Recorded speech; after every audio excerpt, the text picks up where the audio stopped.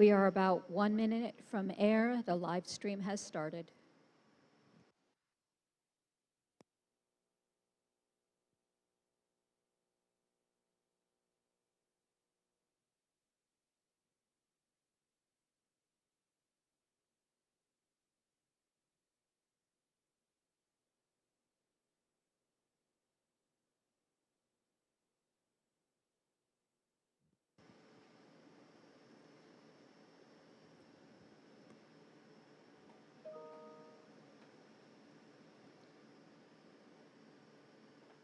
We are 30 seconds from air. Stand by for the opening sequence.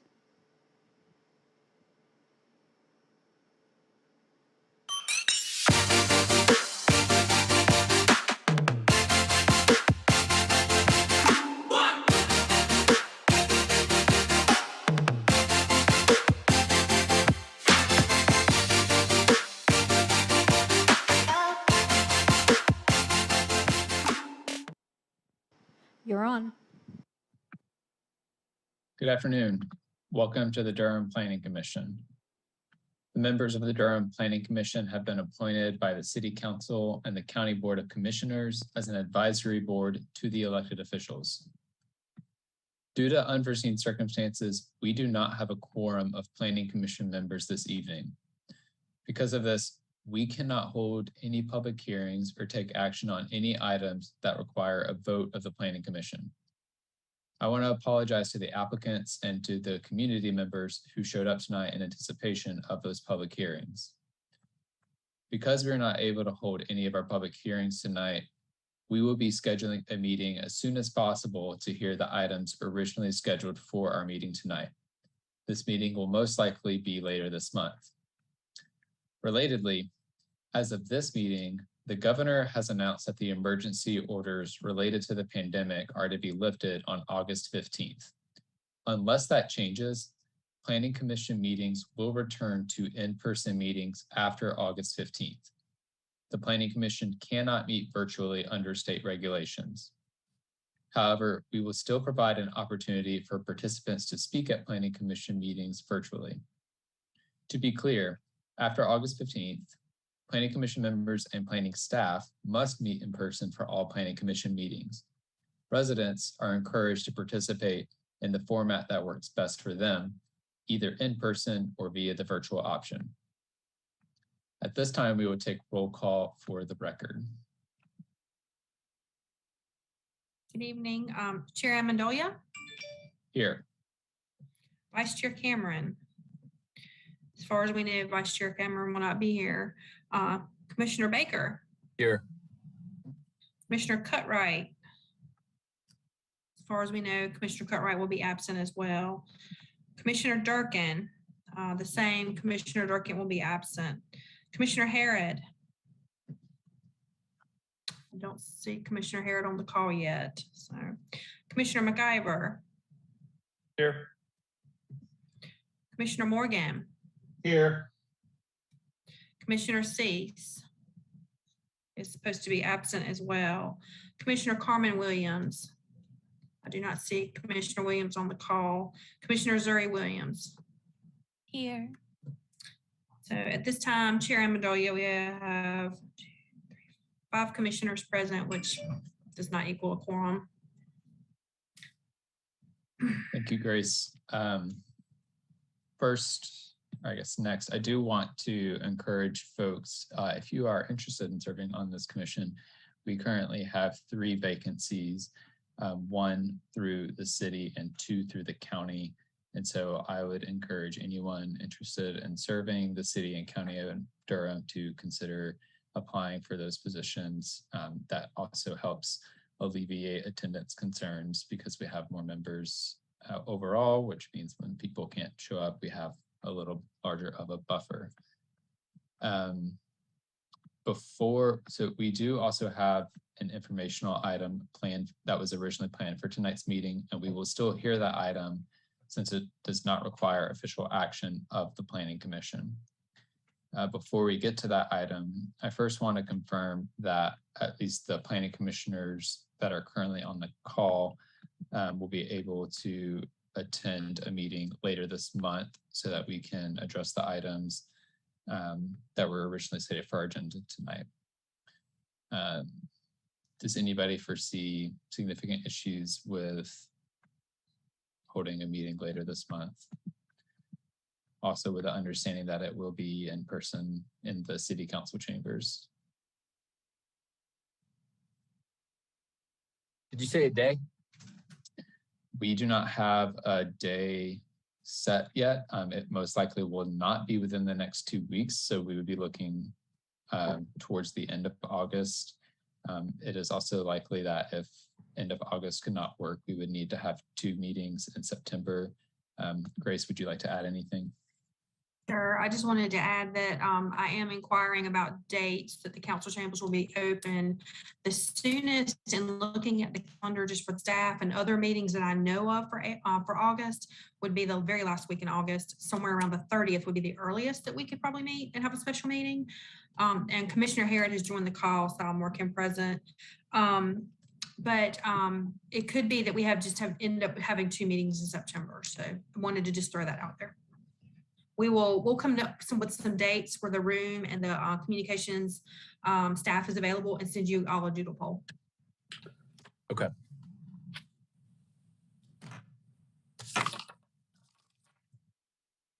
Great. Commissioner Harrod, just to briefly catch you up, we will not be having any public hearings tonight because we do not have quorum. So we're going to hear our informational item, and that'll be the only item on our agenda tonight. We are planning to schedule another meeting either later this month or in September so that we can address the items that were scheduled for our agenda tonight. Okay. All right, thanks. Okay. Grace, do you have anything else that you would like to address before we jump into the informational item? No, just to clarify for anyone that didn't hear earlier that the information item is not an action item.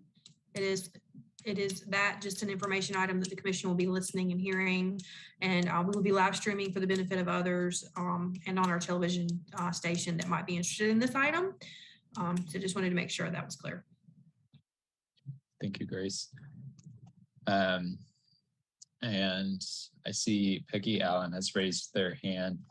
I don't want to get in too much of a conversation tonight since we can't have any public hearings, but I do want to provide an opportunity if folks have questions and then we can clarify anything to raise those questions. So Peggy, if you're able to speak and have any questions, you can hopefully unmute yourself and ask any questions you may have.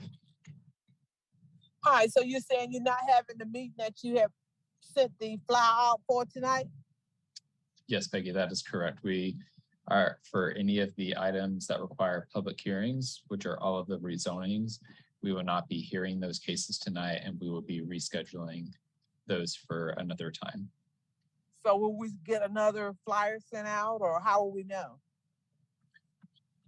My understanding is you will receive another notification. Grace, can you clarify? Yes, there will be, all of the cases will be renoticed in the same manner they were before. So anyone that received a letter before will receive a letter. You can also look for updates on the website. And if you subscribe to the weekly newsletter, the new date would be in that as well. The email newsletter that the planning department sends out. But yes, the cases will be renoticed. And okay, thank you. yeah, and that's why it is unlikely we will have the meeting within the next 2 weeks, because that is the minimum amount of time it takes to make sure those notifications get sent out. I see Pam Williams has also raised their hand. Pam. Good afternoon. I just wanted to note that I live next to the Leesville Road subdivision that is being rezoned. I never got a notice about this meeting. I just wanted to let you know that.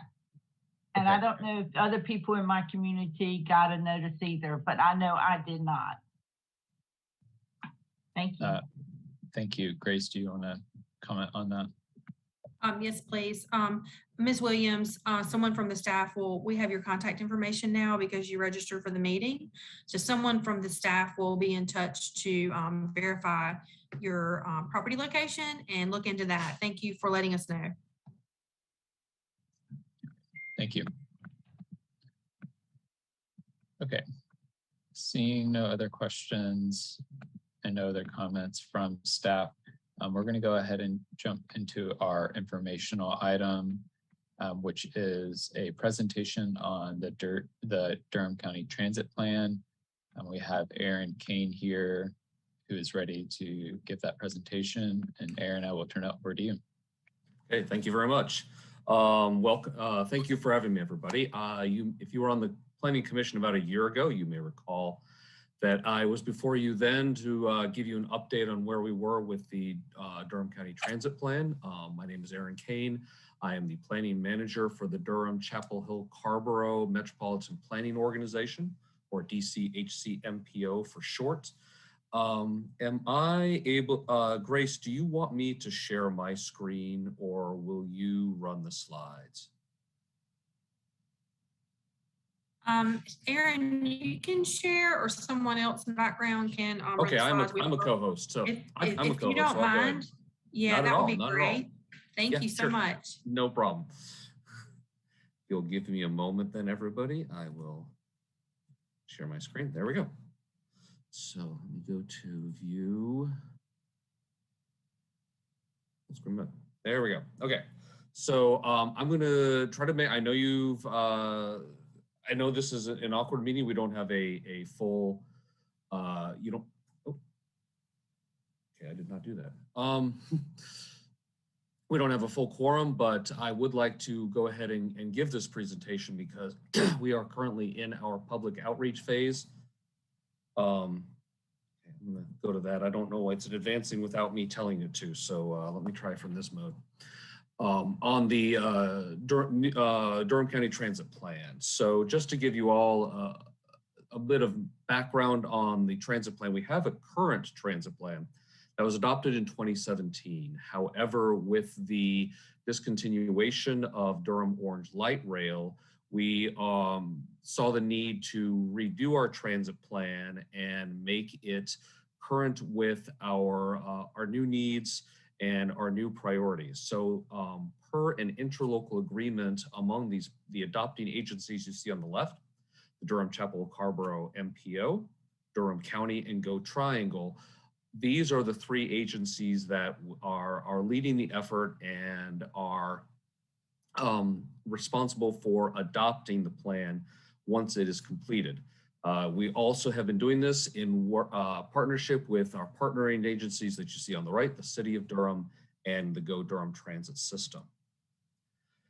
There are multiple funding sources for transit in Durham, and what our plan focuses on is the one in the purple there, the transit sales taxes and fees. For those of you who may not be aware, there is a half-cent sales tax that is added in Durham County, the funds of which are required to go for public transit purposes. As part of being able to assess that additional half-cent sales tax, we must have a plan in place with a financial plan and identification of projects that those funds are going to be used to build or operate. And we look to update this about every 4 to 5 years. And with the demise of Durham Orange Light Rail, as well as just being time to update the plan, that's what we're in the process of doing.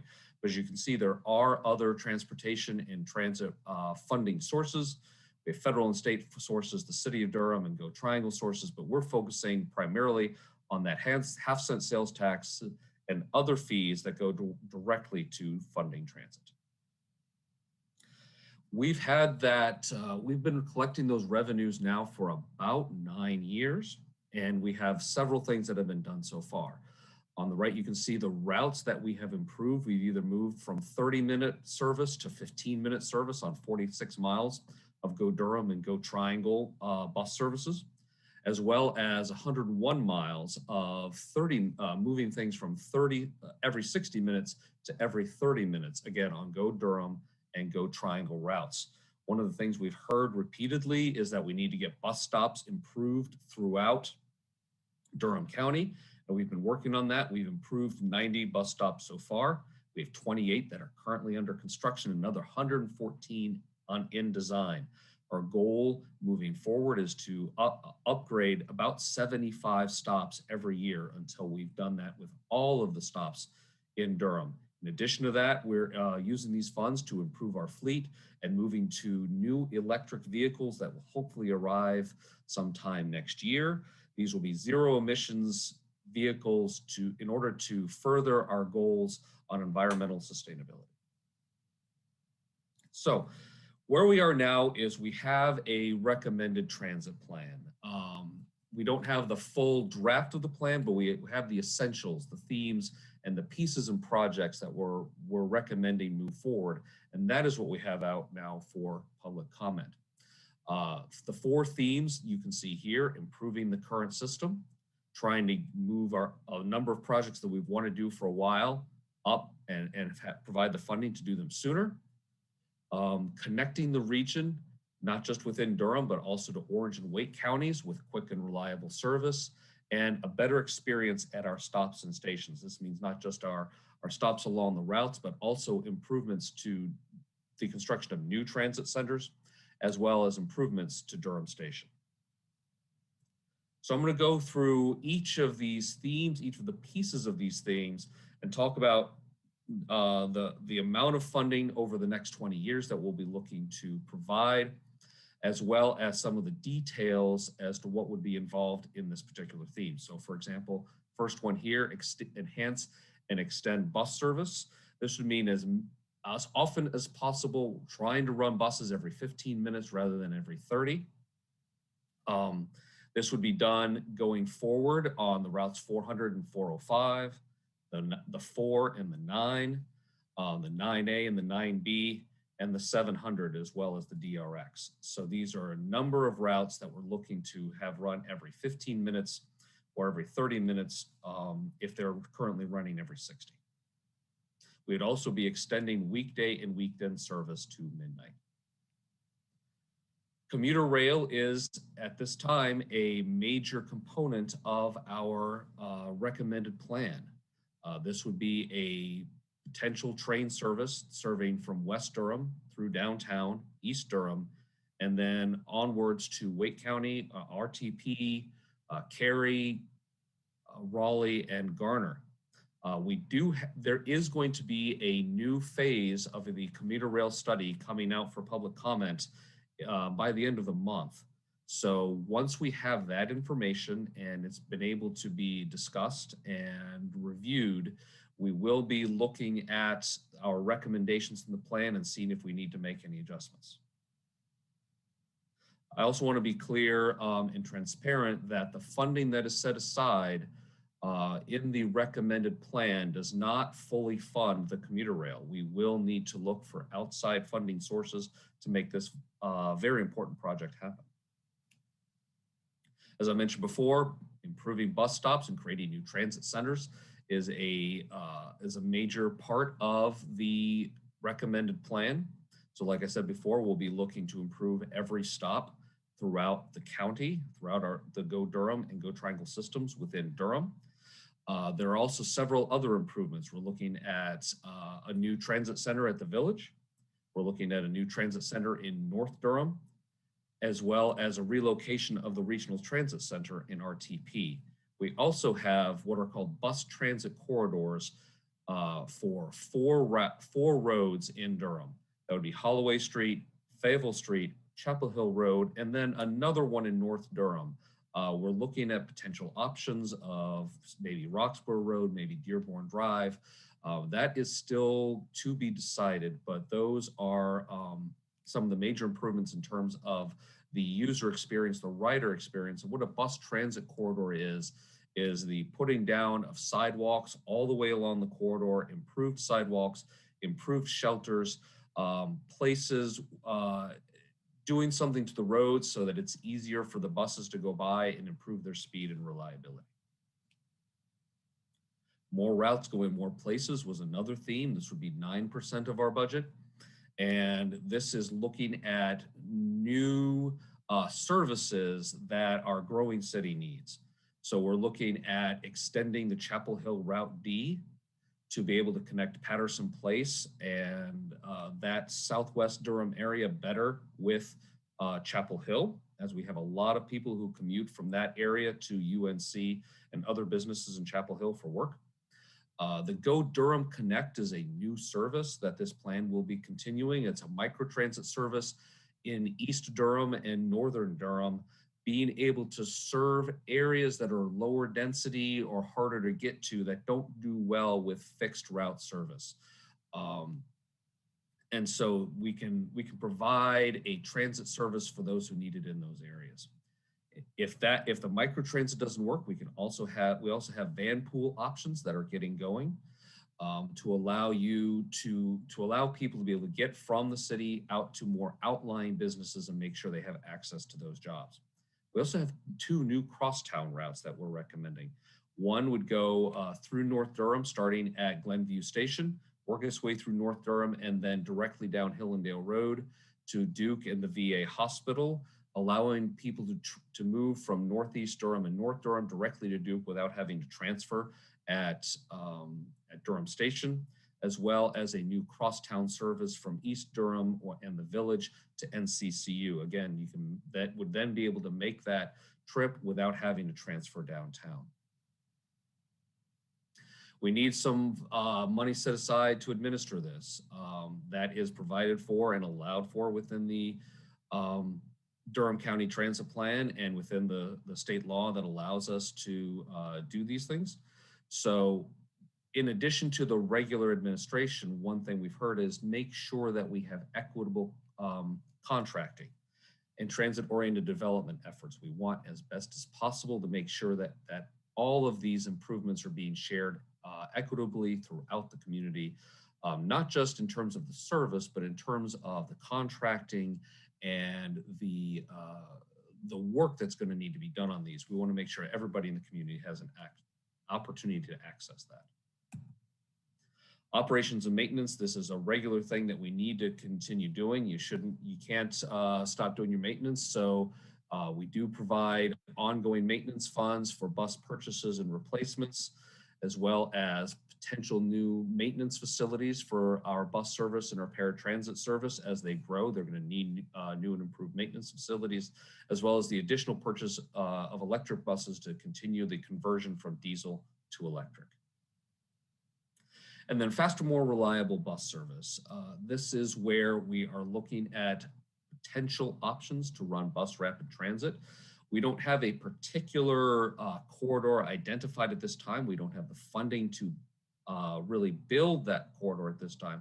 We definitely want to look at it, investigate it, see if there are places that we can put in some sort of capital improvements or other signal improvements and so forth, and to be able to have our buses run faster and more reliably.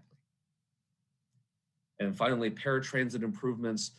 It was kind of beyond the scope of this project that we were working on here to know exactly what paratransit services needed to happen, but we know that we've heard from the community that there are paratransit issues that we want to address. So we are funding a study to look at that and setting aside funds once we've identified what those improvements need to be able to act on that. One thing that I wanted to make sure everybody was aware of is the contrast between the plan that was adopted in 2017 and this current plan. The 2017 plan heavily focused on major capital investments, particularly the Durham Orange Light Rail and the Wake Durham commuter rail. That was 85% of the funding in the 2017 plan. We've heard from the community that we really need to serve our current residents and focus on our current residents and their needs, and our current riders and their needs. So in this updated plan that we're recommending, 73% of the funding goes to bus projects and 27% goes to commuter rail. So upon adoption, the first 12 months, and actually in the first 12 months, we have a number of things that we're ready to get on the ground, and some of these have actually already started. I mentioned before the crosstown service, the extension of the 9A, 9B. We're going to continue the bus stop improvements that have already started. We're going to continue the micro transit that has already started. The food access for seniors is already getting going. And we've already just about completed design of the hallway in Fayetteville Street bus transit corridors. Those things will be done in the first year of this project plan being adopted. And then these are the things that we plan to run, be able to put into effect in the first 5 years of the plan. So we are, as I mentioned before, we are right now out for public comment. If you would like to comment, this is in your packet that was sent to you earlier. Please send these websites out to any people of interest any people that may have interest in this, and also scan that QR code. That'll take you directly to an online survey that we have. And with that, I'll be happy to answer any questions that you may have. Thank you, Aaron. This is really helpful, and in many ways really exciting to see the fruition of all the work that's been put into this. I'm going to open it up to questions from other planning commissioners. Other folks have questions or comments they'd like to add at this time. Commissioner Baker. Thanks for the presentation, Aaron. That was really helpful. And I liked the way that it was broken down. It was really easy to understand. I was just wondering if you could elaborate a little bit more on BRT and kind of the potential for BRT moving forward, because I know that Orange and Wake have done a lot of work on BRT. And yeah, so, and I know anecdotally, I've talked to a lot of folks in Durham that obviously you all have done a ton of engagement, but I've spoken with a lot of folks that would be interested in BRT. So yeah, we definitely have interest in BRT. It's not that we don't have interest in BRT. And I think in the right places, there are a lot of capital improvements that we could do. Even if we didn't call it BRT, there are some capital improvements that we could do that would certainly benefit the routes we already have. It basically came down to a question of where exactly that BRT is going to go and do we have a partner for it? The BRT is going to help, especially in our regional connectivity, right? Either to Chapel Hill or to Wake County. And neither of those counties right now, except for Wake coming up to RTP, neither of those counties have really shown, I don't want to say they didn't show the interest, but the financial capacity simply isn't there right now to make that BRT connection to Durham. It's certainly one of the, we want to do this study. We want to be prepared for it should the funding come available and have a potential corridor and improvements identified for BRT type improvements. And so we'll do that study to make sure that happens. But we don't, in the current recommended plan, have a full-blown BRT included, if that helps.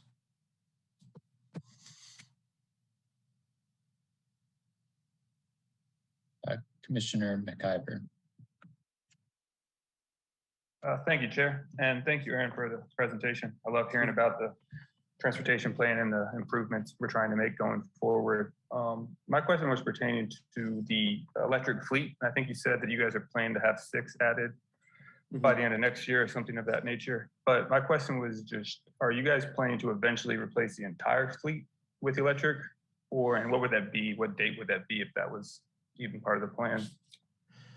So I can't speak that either Go Triangle or Go Durham would be looking to replace the entire fleet. I don't know enough about their fleet to be able to make that statement. And that would be something I'd need directed to each of them. One thing I am aware of is that it's not just about purchasing the fleet, but it's also about having enough charging stations and having a maintenance facility that can accommodate those types of buses. So I think it's difficult for us to say we're going to go to a full-blown electric fleet until we have the maintenance facilities to be able to accommodate that. We don't have that right now. I believe the plans are as we improve our paratransit and our bus maintenance facilities, that they would be able to accommodate a greater electric fleet. Whether it would be a fully electric fleet, I can't speak to that exactly. Okay, thank you.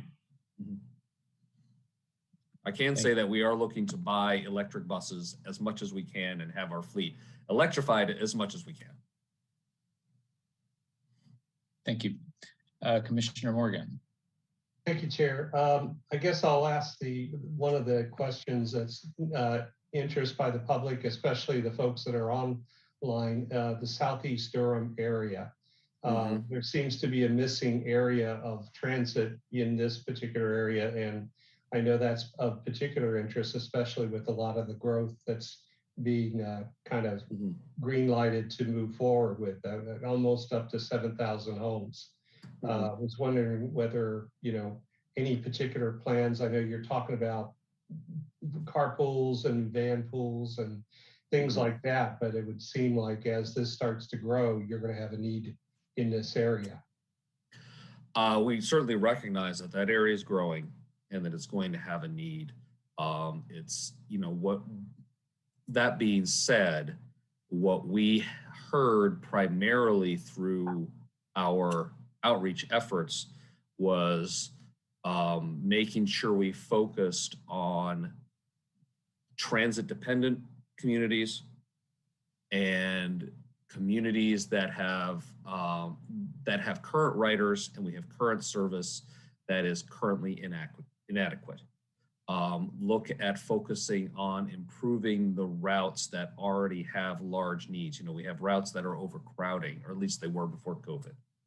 And some of them, again, are seeing that crowding come back, and making sure that we address those. Also addressing higher density areas, for which the way the southeastern part of the county is growing, it's simply not. It is a more lower density area, and therefore a little more difficult to fund with transit on an economical basis. Okay, I was just seeing a lot of, certainly a lot of zoning changes and a lot of development in this area. So people are concerned about, how would they be able to get through there? And I think the 98 corridor and US 70 between those areas looks like that's going to change pretty rapidly. It is, and we're certainly going to keep an eye on that. We also, the expectation, so let me back up a second. At the MPO, we do what's called a Metropolitan Transportation Plan. We're required to do that every 4 years. And the expectation is that we will revisit the transit plan once we do the Metropolitan Transportation Plans. The Metropolitan Transportation Plan is much more overarching. Right. There's a financial analysis that's done, and we determine what, again, on a more macro scale, our transit investments are going to be. And then we can take that and then do a refined process of updating the transit plan once the MTP is completed. So it makes sense when the next review comes along. Exactly. And we are required to redo our MTP by March of 2026. Okay. We just completed it in February of 22. So we'll be looking to revisit the transit plan spring, summer of 26. Okay. Thank you. So Aaron, we had talked when you came last time about it being potentially helpful for the Planning Commission to prepare some sort of comments or statement on the transit plan. Is that still a helpful thing for where you are at in the process now? Absolutely. Anything we can get in writing is best.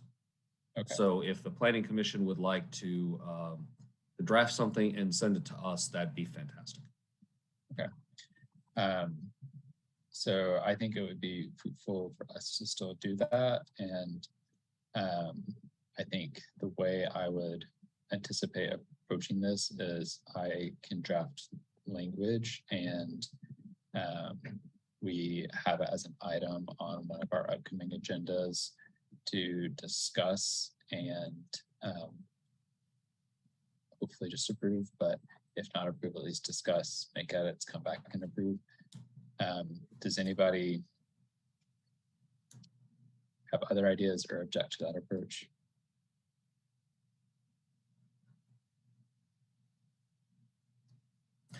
I'll just state that the public comment period officially ends on August 19th, but if we get something a few days after that, we're not going to close our eyes and act like we've never seen it.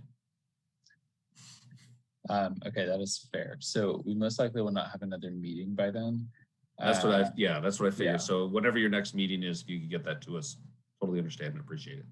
Okay, that'd be great. And so what I would then recommend, if there are specific items that other planning commissioners would want to see in that statement, to email them directly to me one-on-one, and I will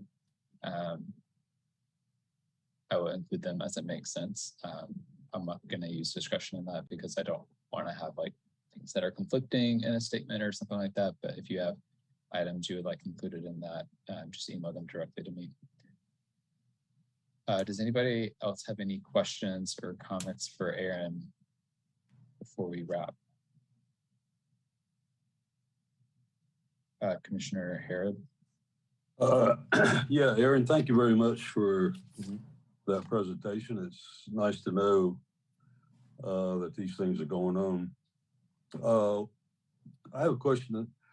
With some major employers coming to RTP, what kind of conversations are we having about serving that area better? Yeah, that's a difficult one because of how far spaced businesses are in RTP. RTP has always been difficult to serve with transit. We've tried several different ways over the years to try to provide those services. One way we're looking at is with the commuter rail system that would have a stop right on the edge of RTP, for which we could provide feeder service from commuter rail to the various employers in that area and provide people access to those jobs.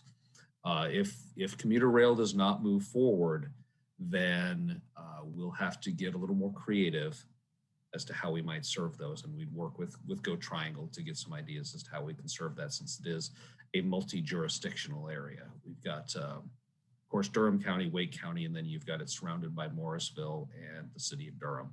So we'd all need to work together to come up with some solutions for that. Great, thank you a lot. Thank you. Grace, Alexander, I wanted to recognize you all before we wrap up. Do you have any additional commentary you would like to add?